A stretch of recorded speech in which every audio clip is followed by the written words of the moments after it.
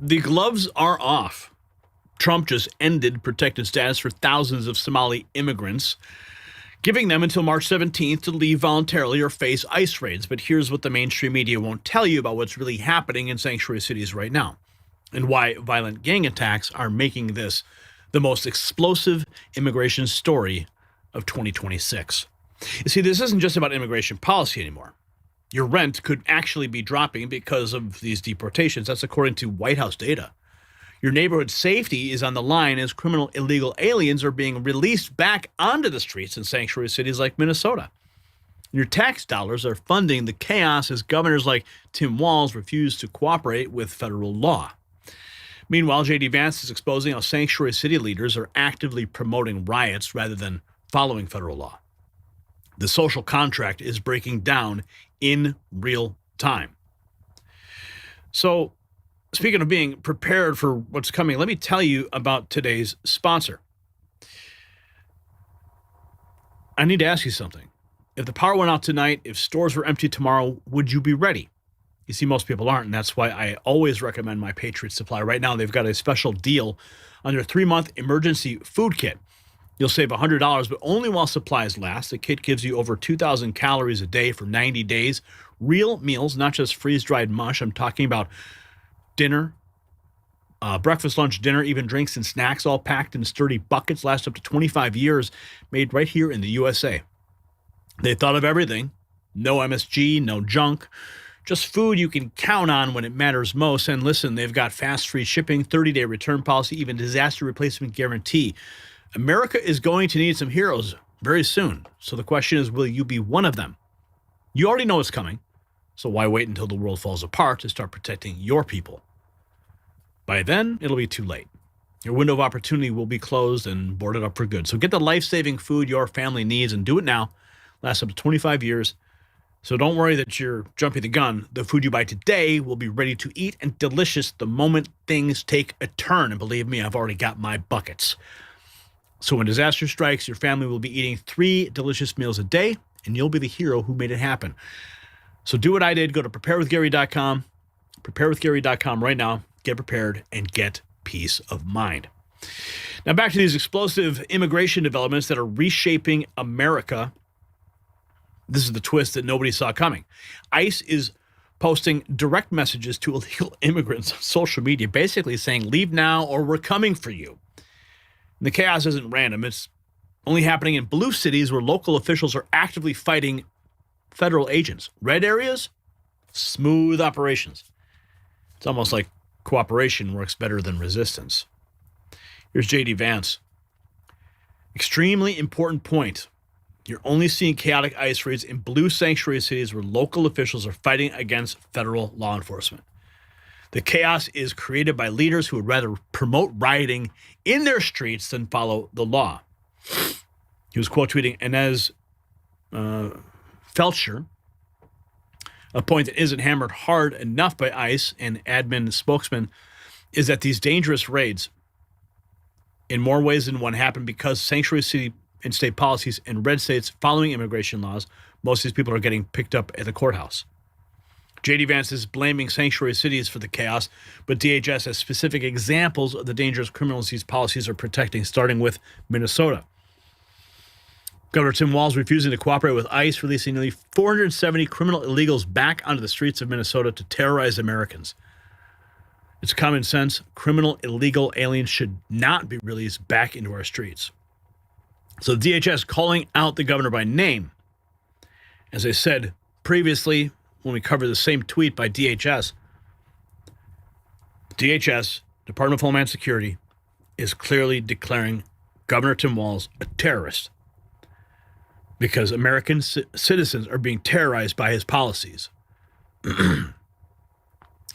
DHS calling out the governor by name, but the administration also claiming major policy wins from these enforcement actions. Here is Caroline Leavitt. Trump wins the affordability game. Rents are dropping for Americans because of ICE deportations. The press secretary touting the economic benefits, but ICE wants to make clear the success depends on local cooperation entirely. This is the account, the ICE account on X. in cities and states where local leaders actively work with ICE to protect their communities from criminal illegal aliens and violent protests like those in Minnesota do not occur. Operations proceed as planned. Everything stems from local leadership and their cooperation. They were quote tweeting J.D. Vance. Exactly what we opened up with. ICE explaining the cooperation theory, but the reality on the ground involves tracking down specific high-risk criminals. Lenny Odemi Ramirez Santos, criminal illegal alien from Honduras, charged with sex offense against a child. Oh my goodness, I'm not even going to read that. Why? Why? The Honduran child sex offender is just the first DHS is releasing a parade of dangerous criminals that they're targeting. Edwin Emil Ashika Ninasuta, criminal illegal alien from Ecuador, charges for lewd and lascivious acts with a minor. Another one. Another child predator from Ecuador proves it's not isolated. The criminal profiles get even more violent. More from the official ICE accounts. When deportations go up, housing costs go down. ICE protects American safety. Trump wins affordability. Rent drops for Americans because of ICE deportations. That's good news. ICE pivoting from the individual cases to tout broader economic impacts, but there are more shocking criminal examples to highlight. Poll both. Criminal illegal alien from Sudan convicted of making terroristic threats, burglary, first-degree aggravated robbery, and larceny. Yeah, there's one. They're just posting the mugshots. A terrorist threat maker from Sudan shows the global scope, but the child abuse cases continue to mount. Another one. Lenda Ne Mama Epsi George, a criminal illegal alien from Cameroon with charges for cruelty towards a child and domestic violence. Domestic violence from Cameroon adds to the pattern, but drug trafficking represents another threat category. Here's another one. Samsalo Thon Savannah, a criminal illegal from Laos, convicted of drug trafficking and selling a synthetic narcotic. Another illegal there. From Laos, demonstrates the variety of the crimes, but vehicular homicide shows how deadly this all gets. German Adriano Langari Inga, criminal illegal from Ecuador, charged with homicide, negligent manslaughter with a vehicle, driving under the influence. Drunk driving death case from Ecuador caps the criminal parade, but the administration is making even broader policy moves. Newsmax reports that the U.S. is ending temporary protected status for thousands of Somalis in the U.S., requiring them to leave by March 17th. Kristi Noem confirming it. I'm all for it. The Somali TPS announcement represents a massive expansion beyond individual criminals to entire protected populations protected by the Biden administration. DC Drano marking the note. The Somalians under TPS must self-deport by March 17th. No suitcases of stolen cash should be allowed to be taken. Remember we covered that? He was quote tweeting Caroline Leavitt, Trump ending the protected status for the Somalis. We covered that. Conservative voices are celebrating the Somali decision, but mainstream media is confirming this is a major policy shift. NBC News reporting on the ending of the temporary protected status. White House Press Secretary Caroline Leavitt confirming. NBC breaks the March 17th deadline, but other major networks are scrambling to confirm the scope. ABC News, the Trump administration ending the temporary protected status known as TPS. Kristi Noem, everyone talking about it. ABC corroborating the story, but Democrat lawmakers are already mobilizing political resistance, as you can imagine. Representative Robin Kelly, I rise today to announce I will be impeaching Homeland Secretary Kristi Noem for violating the Constitution, needs to be held accountable for terrorizing our communities. Think about that. That's C-SPAN reporting on Representative Robin Kelly. She's terrorizing our communities. I just ran down the entire list of the people who are terrorizing those communities. That's just a short list. When I was at the White House, I was given a pamphlet of over 100 people, mugshots and everything. I walked up to the White House grounds, and the entire Pebble Beach Road was lined with yard signs with mugshots. You guys remember that? And Representative Robin Kelly has the audacity to say that Kristi Noem and Trump going to impeach her. ICE is not backing down. TPS for Somalis has ended. Leave the U.S. on your own terms between now and March 17th, or receive a visit from ICE. The choice is yours. Headline from Fox News: Trump administration ending the protected status. So the ultimatum's been issued. Legacy media continues amplifying the administration's announcement. New York Post also breaking the headline: the temporary protected status is over, adding to the coverage. The Trump administration ending TPS status. ABC News. Mariano Fall reacting. Comer going off on Jeffries. He should try a Somali therapy center. Maybe he should go to one of those Somali therapy centers and get some type of therapy for his disdain for me. I don't know what's wrong with that guy every time I see him. So the tensions are exploding during the crackdown. ICE. In cities and states where local leaders actively work with ICE to protect their communities from criminal illegal aliens, violent protests like those in Minnesota do not occur, and operations plan as proceed, just as we stated. ICE repeating their cooperation message. Local conflicts intensify, but the Somali announcement is spreading across major cities and outlets. Bloomberg covering it. Framing this as part of Trump's broader migrant removal policy, while the Hill emphasizes the protection rollback. Trump administration ends deportation protections for the Somalis. The Hill focusing on the deportation angle, but Reuters adding international context. U.S. to end the protected status for Somalis. Reuters notes the broader implications, but the administration's making legal arguments about why normal due process does not apply. The Trump administration told a judge, according to Bloomberg, that the fluid situation in Venezuela means there is no feasible way for U.S. officials to give a group of migrants sent to the country an opportunity to contest the lawfulness of their deportations. Bloomberg is revealing the administration's arguing against legal protections for Venezuelans deportees, while Politico connects this to local enforcement. Trump administration ending the status for Somalis. Politico linking the Somali decision to Minneapolis operations, but international complications are emerging with Somalia itself. Somalia regions reject Mogadishu's move to cut the ties with the UAE. Their own international conflicts are complicating deportation logistics, but CBS is highlighting the community impact of the decision because they are revoking the legal status,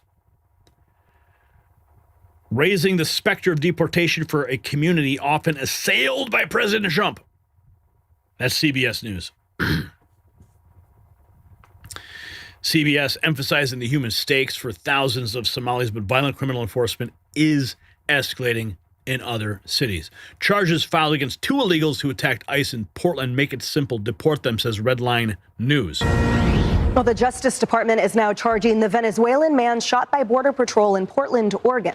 The DOJ alleges the suspect rammed a Customs and Border Protection vehicle multiple times during the targeted arrest. This is the damage done to that vehicle. You can see it there on your screen to the left. A second suspect is also in federal custody. She is being charged with illegal entry by an alien and will make her first court appearance tomorrow. Meantime, Portland's own police chief broke down in tears when revealing the suspect's gang affiliation. Watch. They do have some nexus to involvement with TDA.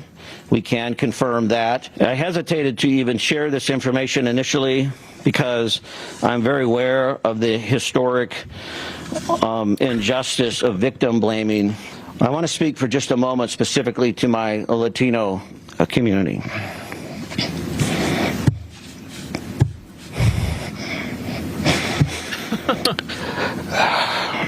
Give me a break. It saddens me that we even have to qualify these remarks.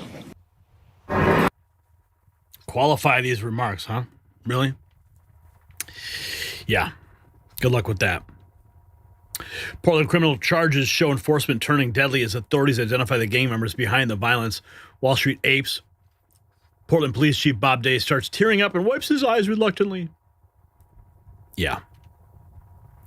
Portland Police Chief's emotional reaction reveals the human cost, but ICE questions why anyone would sympathize with gang members.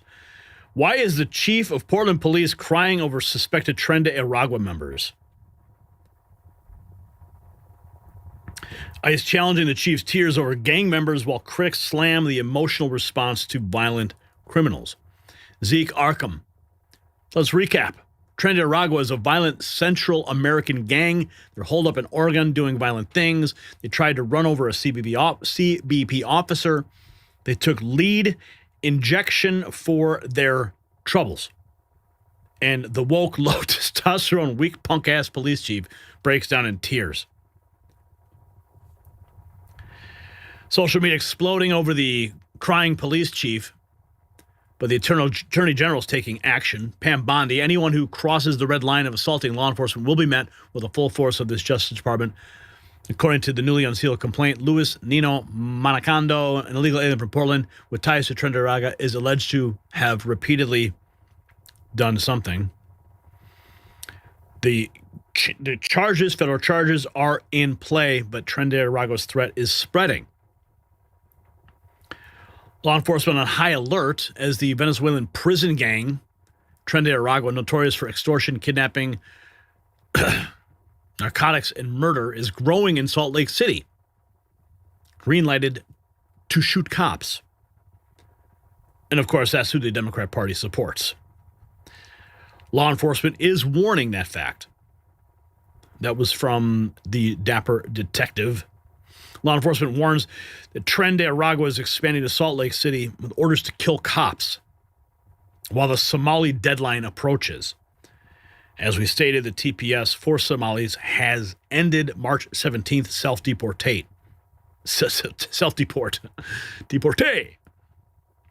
With gang violence escalating, the March 17th Somali deadline looming, the administration delivers its final ultimatum. Nick Sortor reports Trump and Nome have officially ended the status. Thousands must leave by the 17th. Get out! You're not supposed to be here. Get out! Out! Out! Out! Out! Out! Out! Look at these guys. Out! They're mobbing against DHS.